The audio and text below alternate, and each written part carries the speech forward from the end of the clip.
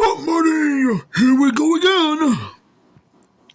Good afternoon, everybody. The media guy is now back with another fantastic movie review, and I'm still starting the Back to the Future 3-day trilogy marathon.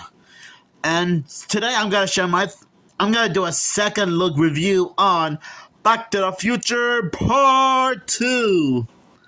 Now, I already did a first look review of this movie almost a year ago when the film turned 39 years old, bud. So I guess you guys probably deserve a little recap, just in case you haven't seen my review of this sequel.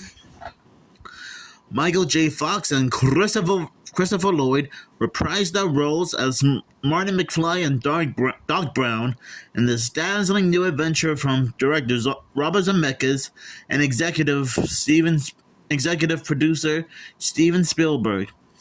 An elaborating visit by Marty and the Doc to the year 2015 seemingly resolves a few problems with the future McFly family. But when the two return home in 1985, they soon discover someone has tampered with time and produced a nightmarish Hill Valley 1985. Oh boy. That's spelled out trouble. The only hope is to once again get back to 1955 and save the future. It's a fast-paced comedic fantasy that Time magazines called terrific, rich in invention and astonishment. So basically, in a nutshell, Doc and Marty found out that 1985 Hill Valley has been altered and had to go because of future Biff stealing the almanac and giving it to his 1955 self. So it'll be up to our fearless heroes to save the future once again. Now, like I said in my original review of this movie, Back to the Future seems to be more fascinating than the first movie. Still has a great plot, amazing characters, lots of time traveling shenanigans, and I like how it doesn't follow the whole stuck in the past situation, but actually dives into what would happen and if somebody alters the timeline, which is what happens in this movie. Oh boy, because let me tell you, things got a little bit bizarre. Just like what the back of the VHS cover says. Let's just say that Marty bought the sports almanac from the future because he thought that it would make him rich. But thankfully, Doc was able to tell him that it would be a pretty dangerous move to do, because the future is what he makes of it. But let's just say that old Biff of 2020. Sorry for the tongue twisters. Let's just say that old Biff from 2015 accidentally overheard what Doc and Marty were saying and decided to steal the almanac for his own evil purposes. It is kind of funny how this movie is trying to invade the first movie. Now, sort of like a little recap. In fact, I guess during the second half of this movie, they would often reference the first movie's events. Like how Doc was trying to remind Marty that his 1955 self was trying to help the other Marty get back to 1985.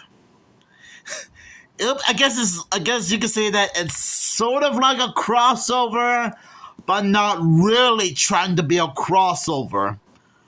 Okay, maybe what I just said makes no sense and probably seems redundant and stupid, but maybe you guys better let that sink in. You know? It shows how dangerous time travel can be.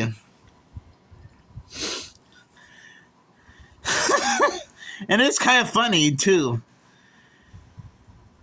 No, this film can be quite educational. It's so bizarre how Doc and Marty are trying their best to steal the almanac from 1955 Biff, while also trying to avoid their other selves. Since Doc did mention that there are two of him and two of Marty roaming around.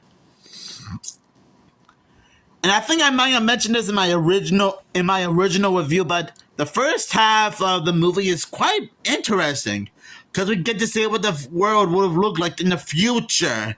The flying cars, futuristic robots, and whatnot.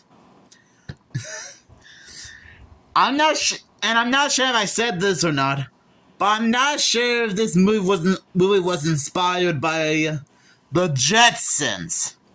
Because if so, that would be pretty wild if Back to the Future Part 2 got its inspiration from the Jetsons. And I'm also not sure if the animated series Futurama also got its inspiration from this and the Jetsons. Who knows? And I'm just taking a wild guess here. I'm still glad that both Doc and Marty are trying their best to be a team and work together. Because the two of them are more than just friends. They're like family. Doc and Marty are like Batman and Robin, Sherlock Holmes and Watson, Shaggy and Scooby-Doo, Master Splinter and one of the Teenage Mutant Ninja Turtles, and all that. It is also pretty cool that Doc was able to convert the DeLorean into a flying car. So I'm guessing it's now half time machine and half flying car and all around groovy. Outrageous even. No, makes me wish that we did get flying cars, robots, and futuristic buildings. Oh, well, I guess we can't win them all, you know. I also like how Marty was also surprised when he returned to 1985 and found out that the world looks like a hazardous wasteland. I guess Biff finally managed to get rich and managed to take over the world. Oh boy. Okay, mainly he just managed to conquer Hill Valley. Because I tell you, the new Hill Valley almost looks like something out of Mad Max or The Matrix. And I know it's a little bit silly to compare Mad Max. I know it's silly to compare Mad Max and The Matrix to Back to the Future Part 2. Considering how Mad Max and The Matrix haven't even been a thing yet until years later. Decades even. But I'm just saying. I also like how Doc and Marty were able to come up with a plan to get rid of the almanac from Biff and save 1985 for good. Because it's up to our fearless heroes.